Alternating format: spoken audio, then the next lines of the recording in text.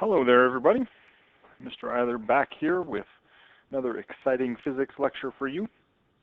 Today is waves number 3, and what we're going to talk about today is the Doppler effect. Probably heard of it before, and you may even know what it is. If you do, this should be really easy. If not, that'll be good. This will be something new for you. Once again, we will not need equation sheets today, but a couple colors may be helpful. Definitely not necessary, though. So here we go. To start off, let's pretend there's a person singing a note. And they're keeping the note the same, the pitch of the note the same, and the volume, and the note's going out in all directions. Okay? What I've drawn here is a representation of that wave. And let's think about each circle being the crest or the top of the wave, and then in between it goes down to a trough, and then it comes back up to the top at the next blue line. Okay, so just like ripples on a pond, their voice is going out. Now their voice is going out in three dimensions instead of just two, like on a pond, but drawing it this way helps us kind of visualize it. All right? So now let's think. The red arrows represent the wave speeding out from this person in all directions, and the wave pretty quickly is gonna get to that person standing over there on the right. And what they're going to hear is whatever note that person is singing. Wah! Something like that. And think about the waves zipping by this person, and they'll hear the note. Now, remember, just like we talked about, the wave that's going towards them is not a transverse wave like the wave on a pond. It's a longitudinal wave. Think of that big air gun that we used, the Airzuka. It's a compression wave that's going towards them. But we're going to draw it, think about it this way and draw it this way because it's easier for our brains. All right? So they hear a note. Fantastic. That's good. No big deal. Everybody should be okay here. Now I'm going to change it a little bit.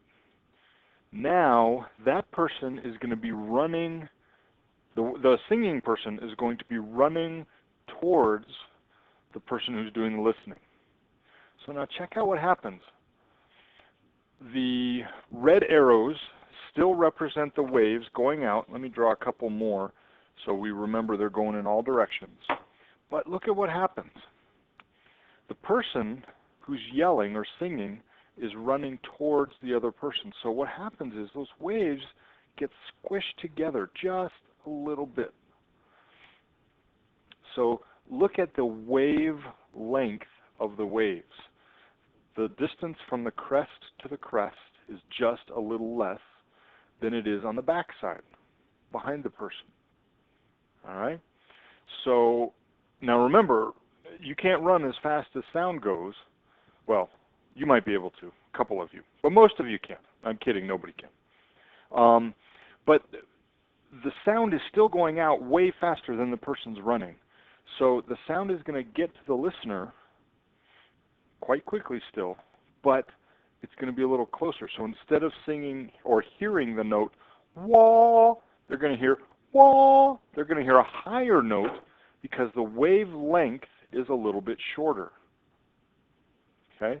So the wavelength has gone down a little bit, decreased. Now here's what's crazy. The person running is still singing the same note. The person if someone's listening in front of them, they're going to hear a higher note. Think about a person behind them, back here. They're going to hear a lower note because the wavelength is stretched out. It's increased a little bit. Okay?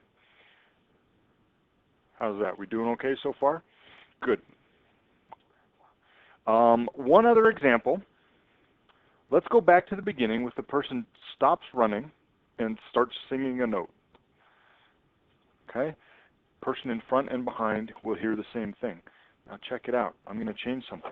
Let's have the listener run towards the person who's doing the singing. All right. Now this is just a little different because the wavelength is the same, but it goes by them faster. Okay? So each crest goes by sooner. And the crazy thing is, if we go back to our second slide, each crest went by sooner as well. So the same thing happened.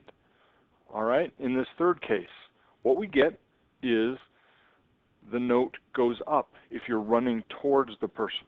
Now, if you're over here and you really hate their singing and you're running away, guess what? The note's going to go down. Okay, so we have two examples of the Doppler effect. The Doppler effect is when the tone or the frequency or the note changes because either the source of the sound is moving or the person receiving the sound. So there's two cases we can make the Doppler effect. All right? That's about it. Your quiz for tomorrow is going to be to explain that in your own words. All righty. Sounds great. We'll talk to you tomorrow.